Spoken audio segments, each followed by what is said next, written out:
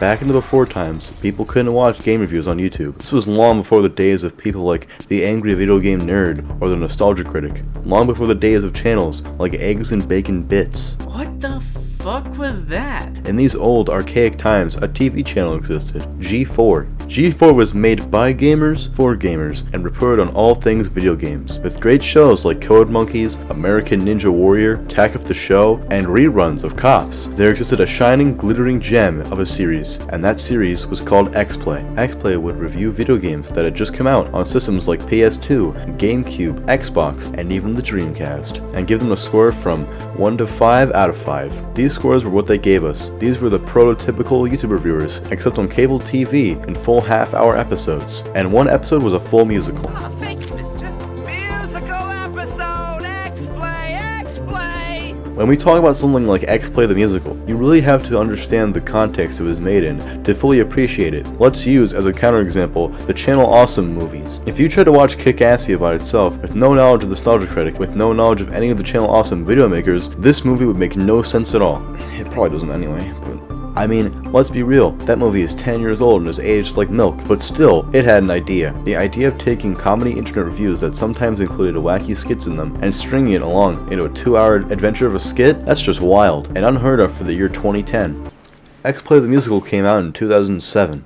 The idea of taking a game review TV show and turning it into a half-hour-long opera with no real warning for this genre change is in itself really hilarious. Let's take a step back and just acknowledge that on a fundamental level. They turned a game review show into an opera, and it worked. They turned a game review show into an opera. Funny shit I've ever seen. I'm going to get into the specifics of why it worked in a second, but to do so, let's break it down into its actual plot. After all, just doing music for music's sake and not having a message or story to tell is childish, pointless, and can come off as just cringe. Wait, Nostalgia Critic did that in 2019? Why? The Wall. That was no. Okay, I don't care, Brian. The Wall is the peak performance of Doug Walker. Okay, I don't care what anyone says. The plot. A game producer hears about X-Play and offers a deal to the hosts to make a video game based on whatever they want, and they do it, only to find out that the game is bad. Summarizing the entire plot in one sentence makes it sound bad, but imagine what other movies and musicals are summed up as. Beauty and the Beast? A girl develops Stockholm Syndrome to keep her dad safe. Frozen? Girl with ice powers does... No, that's it. Girl with ice powers. I just need to explain the plot so that people know what's going on here when you're watching these songs. The songs themselves are also way better than they have any right to be. Okay, so unfortunately we don't have the names of the actual songs, but let's go through them as we go through the plot. What's this X-Play you're speaking of? What's X-Play? Why, it's only the best show on television. That's X-Play, the opening to the musical. This is when the game developer finds out about X-Play. This song needs to do a lot to accomplish what it's setting out to do. This song has to establish what X-Play is, in case a channel surfer just stumbled upon this show for the first time. And with the game developer overhearing and asking questions, it allows us to info dump a ton of exposition very quickly. Well, tell me more about Adam Sessler and Morgan Webb. This song also introduces Billy, a character created for the musical. Billy is an old-timey newsboy, crying out, "Extra, extra," but also becomes the opening scene to each act. This creates a running theme to show us where we are in the story. Doesn't he scream out X-Play? Is that a joke? I'm stupid, but he says X-Play. He doesn't say extra. X-Play, X-Play, read all about it. The song itself has fun energy, includes all the Easter eggs and references from the show in a colorful and silly way, having a nefarious character get all the information he needs from an overeager fan, more than willing to explain every facet of the topic. Is also no doubt how Brian will end up giving away all of our secrets. For that boy's devotion can only mean one thing. There's money to be made wherever little boys are known to sing. Having the cheerful music continue into the background of this nefarious soliloquy juxtaposes the two viewpoints perfectly. Hey, do you know what singing in canon means? It's when two singers sing the same notes but in a roundabout way. Sort of like when people sing row, row, row your boat, but slightly out of sync with each other. One person starts and then another person starts. And that's what these two characters are doing at this point in the song. Except if you listen closely, Billy the newsboy is just singing nonsense words to show how silly the situation is. For that boy's devotion. This is not only a solid technique used for a limited runtime, because it allows you to cram as much into a short time frame as possible, but it also shows an acknowledgement that the creators know this is stupid, something the Nostalgia Critic does not acknowledge. I'm going to try and stop comparing this to Nostalgia Critic. That was the last time, I swear.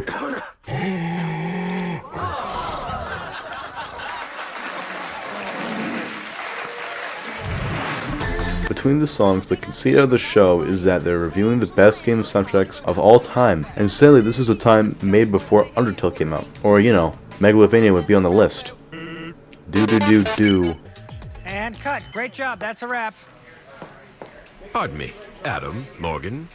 Could I have just 1 second of your time?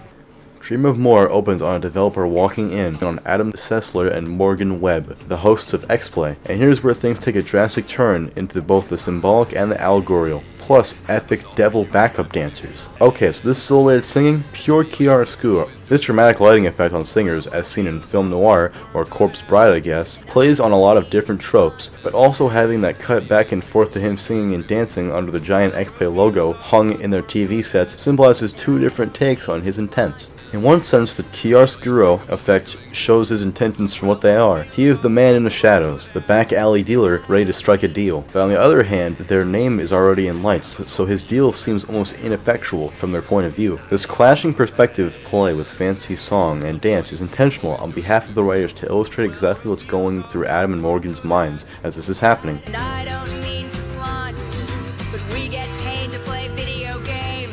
What more could we want? At first reluctant, but by the end becoming hedonistic in their lofty dreams and goals. Don't you ever dream? Of more. I dream of more. I dream of more. You dream of And hedonistic is definitely the word to use to describe the two dressed in typically Roman attire requesting godlike power. Like laser beam eyes? At this point, finding no need to hide his identity, the devil takes his hat off to them, revealing his horns. A deal with the devil usually ends in disaster, so everyone should know where this is going. Sign your name. Sign your name. The song is lulling. It has a sort of hypnotic tone to it, with the major upbeats being suggestions from Adam or Morgan, showing their high hopes. Act 2 opens with Billy the Newsboy's cough getting worse, and Adam and Morgan showing concern for him.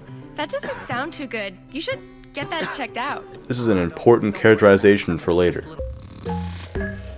Welcome to the factory. The Factory is an industrial workers song with a strong company performance. This song has strong southern inspiration, large metallic metronome beats to signify the factory, and one of the best choreographed scenes in the special. Just following these workers as they pass a metal pipe to one another is enough to create a suspension of disbelief of an actual factory setting. In musical theater, showing small character work like this, or having a limited background budget, is not necessarily a bug feature. Please, Mr. Sessler, we need a break. Sorry, no can do. We've got a game to make. It's not always about the graphics, as long as it has soul. The whine of the factory workers juxtaposing Adam and Morgan's ridiculous commands shows two things: their power trip corrupting them, and losing all their empathy, as well as the workers saying the game can't take too much more of these lofty ideas. These are the things that we want in our game. Throw in another cutscene. But we already have 184. Regenerating health bar. This game can't take much more. Cough, No Man's Sky, cough. Still though, the industrial crescendo leading towards the end is done masterfully and ends with a religious allegory. The game is finished. Brian's not here to ruin it by talking about Care Bears, so let's just say, when the X-Play game shows up in the manager naivety scene, looking like baby Jesus on Christmas, it, something Evangelion. I don't know. Look, it's not a Type Orchestra video if you don't talk about how Sling has a Bible reference, okay? This is weird. Before we get into Act 3, we need to talk about how 3-act plays generally work. Generally speaking, to make a good 3-act structure, Act 1 is all set up. Act 2 is when stuff starts to get real serious. And Act 3 is when you have a crisis and then have to resolve everything. I know I said I wouldn't compare this to Nostalgia Critic anymore, so I won't. But let's just say this musical good and him bad. Act 3 begins with Billy the Newsboy collapsing on the ground, with clumps of hair missing, and Adam and Morgan acting above it all, asking why no one is cleaning up the garbage around here. When are they gonna pick up the trash around here? Don't they know who we are? This contrasts how they act in the beginning of Act 2, and demonstrates how far they've changed. Without the scene in Act 2 showing their concern for Billy, this new over-the-top diva role might not have been so obvious, and that's why it was good characterization. Finally, Adam and Morgan get to see the game they develop, and even the creators of the game warn them that they might not like it. Well, hold on. on, don't you want to play the game? No. I've played enough already. Do yourselves a favor. Destroy it before it's too late. Oh, and your game only works for Dreamcast. Also, they mentioned it can only be played on Dreamcast, which is a running jab at Sega that the show had for a while at this point. But it's a subtle joke, and it's aged pretty well, all things considered. The game itself is, well, it wouldn't be too out of place if it was on the Mayday Maniac channel.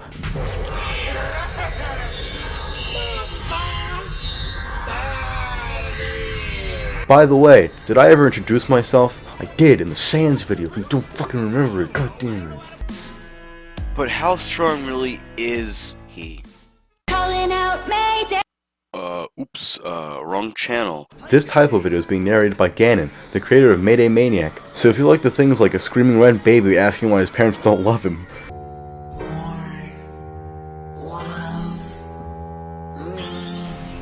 then you'll love my life. It's great. I just love when my dad beats me.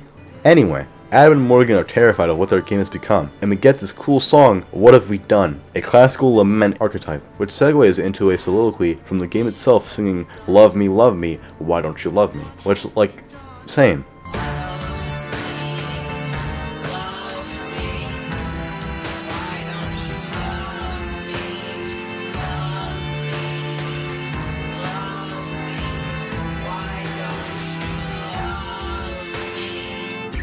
Adam and Morgan then kill the game, pulling the plug on it, so to speak. Also, literally, they pull. Is this an abortion reference? The final act shows Adam and Morgan returning to their old selves by Billy the Newsboy's hospital bed to find him dying of cancer. Oh. Young Billy was on his way to a full recovery until he played this. Oh, Billy.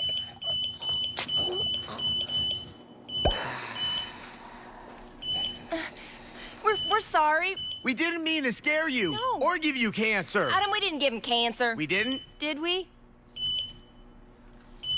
The doctor insinuates that they gave him cancer with their terrible video game, but he was coughing back in the overture, so I don't think that's quite true. The devil ends up getting a ton of money through a legal loophole, and Adam and Morgan have no choice but to review their game at 1 out of 5. 1 out of 5. To the X-Play game, a shame that came when hell contrived. 1 out of 5 is the finale to the musical, and shows the two of them rating every aspect of the musical from the backup dancers to the camera crew on their classic 1 to 5 scale, which ties back to us in the beginning of their character arc. You know what that means, right? Hero's journey. Damn it.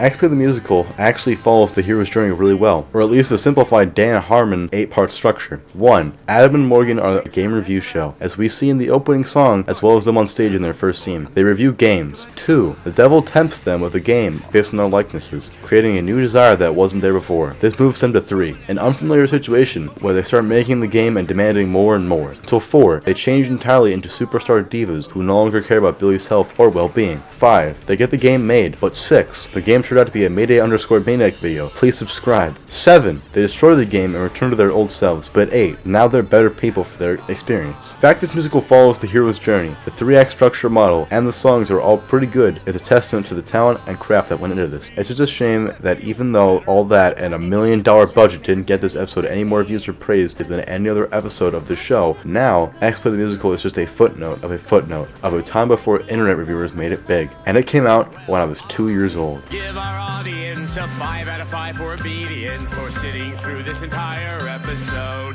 That's impressive. Sitting through this entire episode. We here at Type Orchestra give X-Play the Musical 4 out of 5. Thanks for watching. I don't know, you could just put these fucking anywhere in, but he actually did Doug Walker did 2 musicals. He did one with the Nostalgia Critic before. It was like his first like movie, I think. I don't know, it might have been. But that was the reason why he wanted to quit, was because I had to look it up, but he made one before The Wall, like really early on in before the 2010s, I would think. Probably not, but you know, whatever. And it was the reason he wanted to quit because he thought that Les Miserables, maybe?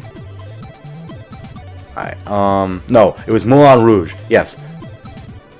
Wait, was it? Okay, never mind. But I can't remember what it was. But he actually wanted to quit doing the Nostalgia Critic because of that. Because he was like, oh, I'm never going to be able to top this, so I'll just stop now. It might have been Moulin Rouge. I could be wrong about that. But anyway, yeah, just put that in whenever and make it not as bad as what I'm saying.